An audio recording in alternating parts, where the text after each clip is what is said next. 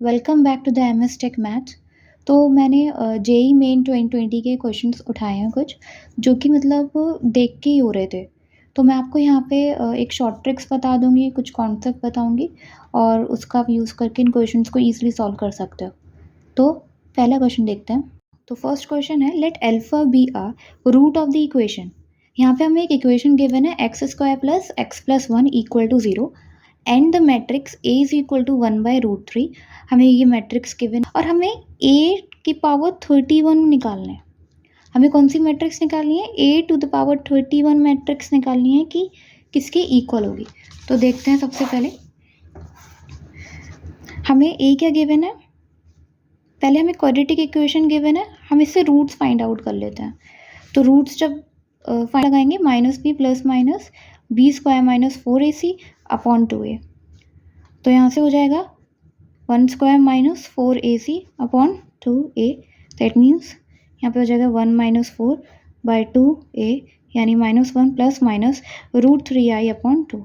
तो हमने देखा कि एक रूट आ रहा है प्लस में और दूसरा रूट आ रहा है माइनस में, और ये कैसे हैं? कॉम्प्लेक्स रूट्स हैं, क्योंकि इसमें आयोटा प्रेजेंट है। तो ये कैसे रूट्स होंगे? Complex roots. और जब भी कॉम्प्लेक्स रूट्स होते हैं तो उसको हम ओमेगा और ओमेगा स्क्वायर ही मानते हैं, ठीक है। तो अब यहाँ पे हमसे कह रहा है कि अल्फा एक रूट है ऑफ द इक्वेशन। क्या कह रहा है? अल्फा रूट है ऑफ द इक्वेशन।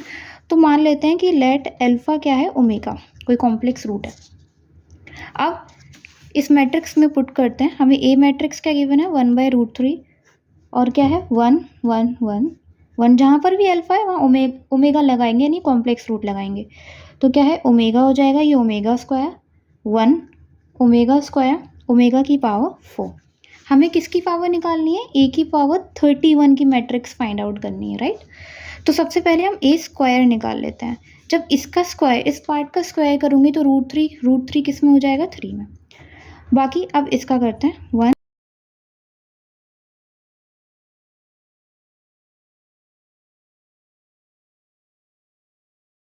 और 4। इसको सॉल्व कर लेते हैं। ये हो जाएगा 1 + 1 + 1 3। ये हो जाएगा 1 + ओमेगा स्क्वायर। ये हो जाएगा 1 प्लस, इसको इससे करेंगे plus omega square plus omega की पावर 4। ऐसे ही 1 प्लस, इसको इससे करेंगे ओमेगा प्लस ओमेगा स्क्वायर। ऐसे ही इसको 1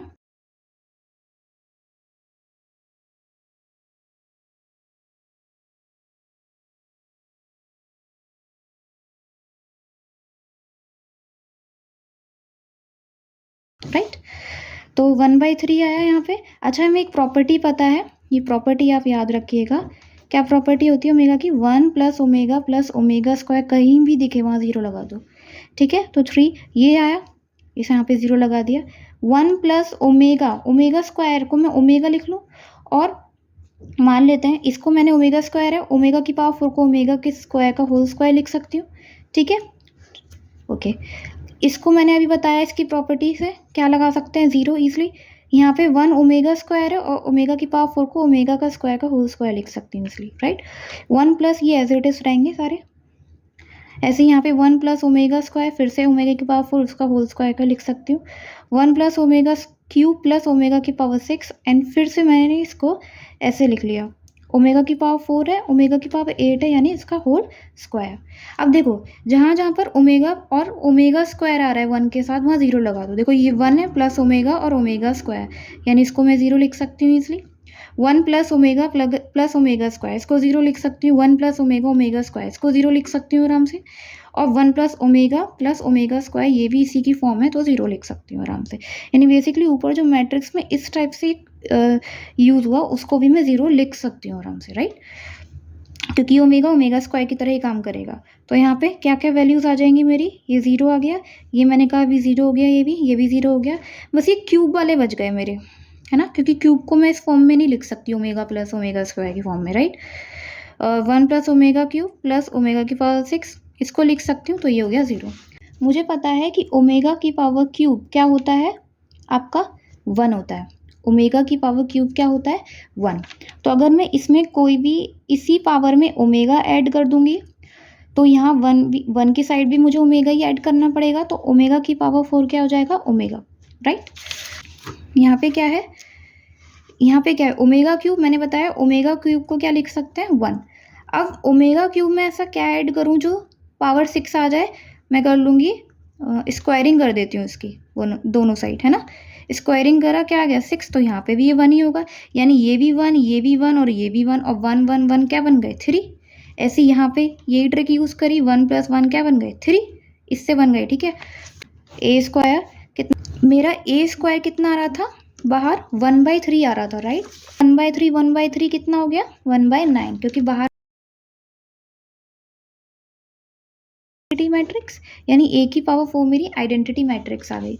मुझे निकालना क्या है ए की पावर 31, यानी ए की पावर 4 में मैं ऐसा क्या ऐड करूं, क्या मल्टीप्लाई करूं, कौन सी मैट्रिक्स जो 31 बना दे। तो सबसे पहले तो मैं इसकी मल्टीप्लाई कर देती हूँ 12 से, ठीक है। मेरा ए की पावर 4 क्या रहा था आइडेंटिटी, इसमें मैंने 12 से मल्टीप्लाई करी, तो वो भी क्या आएगा ऑफकोर्स आइडेंटिटी आएगा। तो यानी इसको मल्टीप्लाई कर लो, 4 2 जा 28 इक्वल टू आइडेंटिटी। अब ऐसा क्या ऐड करूँ 28 में जो 31 दे दे, तो ऑब्वियसली मैं क्या ऐड करूँगी 3 करूँगी ऐड, है ना। ए की पावर 3 से ही तो मल्टीप्लाई कराऊंगी दोनों साइड, तो यानी ये कितना बन गया 31। दैट मीन्स ये आपका क्या आ गया आंसर ए। नेक्स्ट वन, अब आपसे कह रहा है ये डिफरेंशियल इक्वेशन का है। लेट x की पावर k प्लस y की power k is equal to a की पावर k। यहाँ पे a की वैल्यू क्या है पॉजिटिव है। And dy/dx plus y upon x की पावर 1/3 इक्वल टू 0। हमें k की वैल्यू निकालनी है, क्या होगी। इनको सॉल्व करेंगे कि इस फॉर्म में आए, और फिर वहाँ से हम k की वैल्यू कंपेयर करके dy/dx है, इसको मैं लेफ्ट हैंड साइड ले आती हूँ, माइनस साइड ले आओ -y/x और 3yx। तो dy/dx इसको मैं लिख सकती हूँ -1/3 x 1/3। इसको इधर ले आइए, इस y को इधर ले आइए y 1/3 और x dx को इधर ले जाइए x 1/3।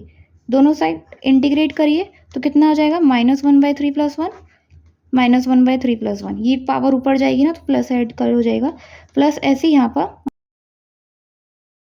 कांस्टेंट लगाते हैं ऑब्वियसली, ठीक है। तो यहाँ हो जाएगा आपका, इसको सॉल्व करेंगे 2/3, ये भी 2/3 प्लस आपका ये भी हो जाएगा हमारा 2/3, ये भी 2/3।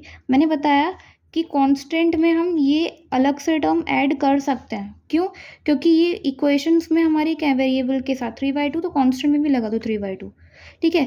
इससे क्या होगा कॉमन लेके ये चीज़ें कैंसिल हो जाएंगी, कॉमन लेके ये चीज़ें कैंसिल हो जाएंगी। अब मैं निकालना क्या था के की वैल्यू, इसको चाहूँ तो ऐसे भी कर लो, ठीक है। कांस्टेंट के साथ कांस्टेंट है तो हम कर सकते हैं ऐसा।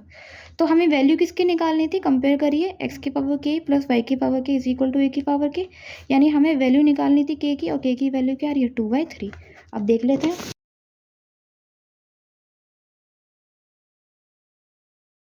Moving to the next question, if the system of linear equation, these three equations are given in the form of three variables where a b c belongs to r, यानी कोई भी रियल नंबर है but वो कैसा होना चाहिए non zero distinct होने चाहिए, तो हमें बताना है कि क्या होगा ये, ठीक है। तो कहेंगे ये x लिखेंगे या y, यहाँ z के वेरिएबल कोफिशिएंट्स लिखेंगे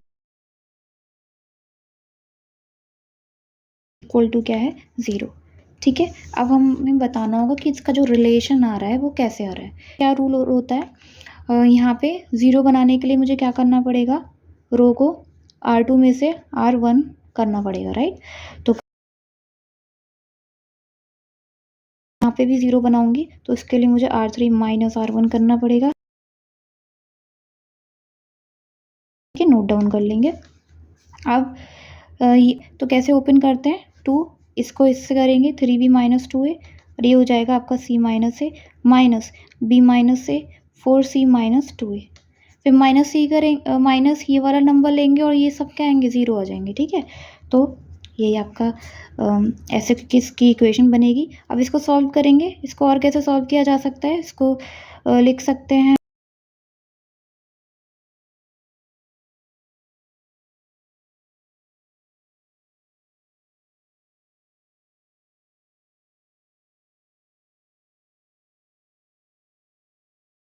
कुछ कैंसिल हो रहा है, इसे कैंसिल करिए।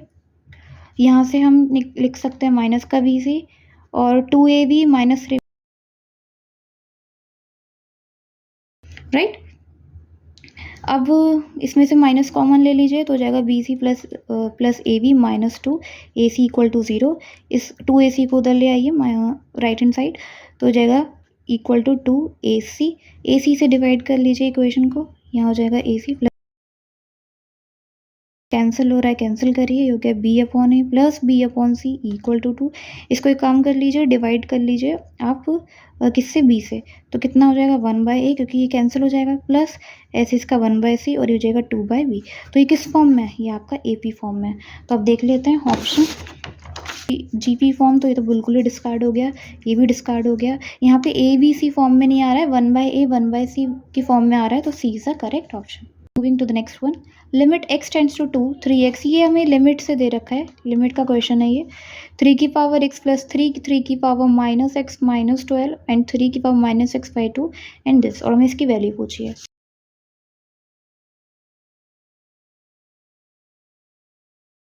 x तो पहले सही से फ्रेम करके लिखते हैं।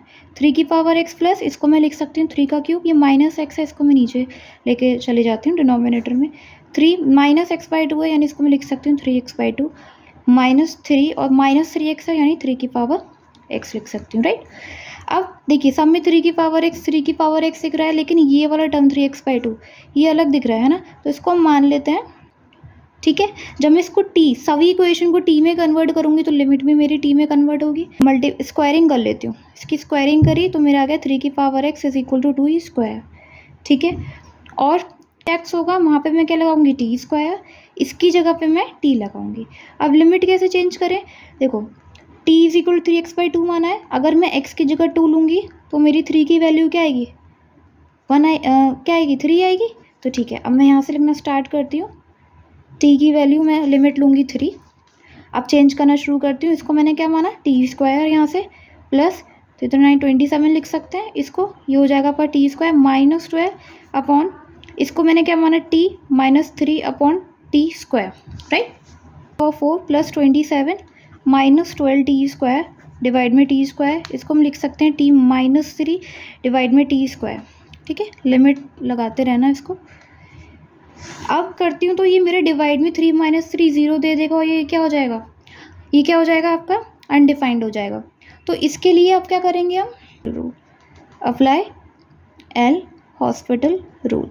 जब एल हॉस्पिटल रूल अप्लाई करूँगी, अब मैं क्या करूँगी, न्यूमरेटर डिनोमिनेटर में डिफ्रेंसिएशन करूँगी। देखो t की पावर होगा 4t का क्यूब, ये कांस्टेंट टर्म में 0 हो जाएगा और ये हो जाएगा, पावर आगे आएगी -24t अपॉन t का क्या होगा, 1 ही होगा, 3 कांस्टेंट है वो 0 हो गया, तो यानी ये चीज़ आ गई। अब अप्लाई कर दो लिमिट, कितनी हो जाएगा, 3 का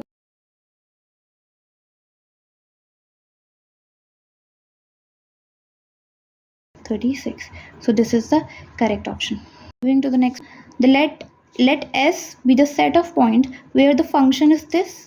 आपके दो मॉड में गिवन है आपको फंक्शन की वैल्यू, x बिलोंग कर रहा है r को, लेकिन इसमें कोई कंडीशन नहीं गिवन है कि x नॉन जीरो है या क्या है, तो हम x को 0 कंसिडर कर लेंगे आराम से, फिर ये क्वेश्चन ईजी सा हो जाएगा। और कह रहा है इज़ नॉट डिफरेंशिएबल नहीं है, देन आपका ये, इसका मतलब क्या होता है, कॉम्पोजिशन, फंक्शन को f में और रखना होगा, कंपोजिशन निकालना पड़ेगा।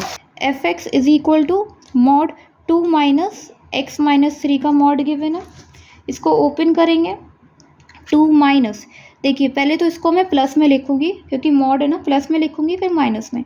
तो देखिए जब मैं इसको करूँगी तो ये हो जाएगा आपका x और माइनस माइनस क्या हो जाएगा, पहले तो मैंने इसको ऐसे ही खोला, ओपन करा प्लस में, फिर एक बार मैं इसको माइनस में लूँगी तो ये हो जाएगा x - 3। यहाँ तक क्लियर है, ठीक है। और एक बार अब मैं क्या कर लूँगी, अब मान लिया मैंने इसको कि ये जो x था वो क्या हो गया 0, तो जब ये x 0 हुआ तो ये -3 हो जाएगा ऑब्वियसली, और -3 मॉड के बाहर आएगा तो क्या देगा 2 - 3 यानी -1, एक तो वैल्यू आ गई मेरी -1। और यहाँ पे भी क्या लगा है मॉड, देखिए यहाँ पर भी क्या लगा है मॉड, तो ये -1 किस में कन्वर्ट हो जाएगा 1 में, यानी मेरा एक वैल्यू आ गई 1, एक, ठीक है। अब दूसरी पे लगाते हैं, जब दूसरी पे लगाऊंगी मैं, इसका इन सब का क्या है मॉड है, ठीक है। तो अब जब मैं इस पे अप्लाई करूंगी तो हो जाएगा 2 - x और माइनस माइनस प्लस, ठीक है। और ये कितना हो जाएगा, जब मैं x की जगह 0 अप्लाई कर दूंगी, क्योंकि यहाँ कह रहा है x बिलोंग्स टू r, ये r को बिलोंग कर रहा है, तो कोई भी x की वैल्यू 0 रख लो आप, तो जब x की वैल्यू 0 लेंगे कि कोई भी पर्टिकुलर वैल्यू ले ली हमने, x की वैल्यू 0 ही ले ली, तो यहाँ से वैल्यू क्या आ जाएगी 5, और मॉड 5 का क्या होता है 5 ही होता है वैल्यू। यहाँ से फिर करोगे आप तो वो फिर कितना आ जाएगा आपका, जब इसमें 0 रखोगे तो फिर क्या आएगा, फिर 5 आएगा, है ना। तो यानी 2 पॉइंट्स आ गए आपके, एक तो आए आपके 1 और एक आ गया यहाँ से 5। मैं ग्राफ बनाऊंगी, यानी इन पॉइंट पे फंक्शंस क्या नहीं होगा, डिफरेंशिएबल नहीं होगा। तो यहाँ से जब मैं बनाऊंगी ग्राफ, ठीक है, ये मान लो कंसिडर कर लिया मैंने, सारे ऑड हैं ये, तो मैंने एक तीसरा ऑड ले लिया 3। तो यहाँ से मैं एनालाइज कर लूँगी कि जब यहाँ पे मेरा ऐसे कॉर्नर पोर्शन में आ रहा है और एक 5 पे नॉट डिफरेंशिएबल आ रहा है। नॉट डिफरेंशिएबल फंक्शन कब होता है, फंक्शन तब होता है जब उनके कॉर्नर पॉइंट्स हो। यहाँ पे मेरे कॉर्नर पॉइंट्स, अब जब मैं ये वैल्यू यहाँ लगाऊंगी तो ये 0 ही देंगे हमेशा, इसलिए यहाँ पे ये कॉर्नर पॉइंट्स दिखाए हैं, ठीक है। और इन कॉर्नर पॉइंट्स पे फंक्शन कभी भी डिफरेंशिएबल नहीं होता।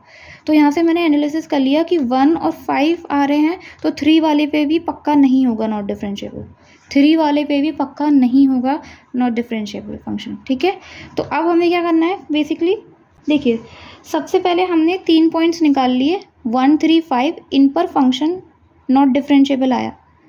इन पर फंक्शन हमारे 2 पॉइंट्स हमने इससे निकाले और थर्ड पॉइंट एनालिसिस करके निकाला, थर्ड पॉइंट हमने एनालिसिस करके निकाला, ठीक है। जब 2 ऑड पॉइंट आ रहे हैं तो ऑब्वियसली बीच का ऑड पॉइंट भी क्या होगा, नॉट डिफरेंशिएबल ही तो होगा, ठीक है। तो इन 3 पॉइंट पे फंक्शन नॉट डिफरेंशिएबल है, तो ठीक है। अब एक बार की एफ फंक्शन इसकी वैल्यू ले लो प्लस इसका कंपोजिशन इसके साथ कर लो, इस फंक्शन के साथ, और ऐसे ही इसका कंपोजिशन इस फंक्शन के साथ कर लो। क्या f1 की वैल्यू मैंने अप्लाई करी तो क्या आया 0, ऐसी f3 की अप्लाई करोगे, जब यहाँ पे तुम 3 लगाओगे तो 3 - 3 क्या देगा, 0 देगा। तो यानी सिर्फ क्या बचेगा, 2 बचेगा, तो यहाँ पे आ गया f2।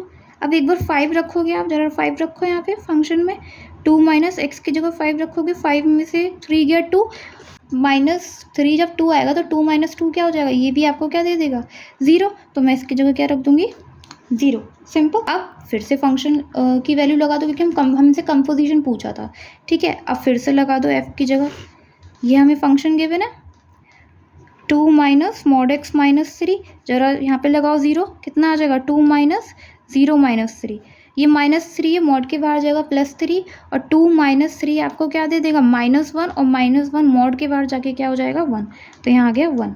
ऐसे ही आप यहाँ लगाएंगे 2, जब 2 लगाएंगे तो हो जाएगा 2 - 3, ठीक है। 2 - 3 आपको क्या देगा -1, और मॉड के बाहर जाके वो वैल्यू क्या हो जाएगी 1, तो 2 - 1 क्या होगा 1, तो ये भी आपको 1 देगा। ऐसे ही x की जगह मतलब f0 फाइंड करोगे तो फिर से यही वाली वैल्यू, सॉरी f0 है ना, हाँ f0 फाइंड करोगे फिर से यही वैल्यू आएगी 1, यानी 1 + 1 + 1 क्या होगा 3। तो इस तरीके से आप आंसर कर सकते हो। Thanks for watching.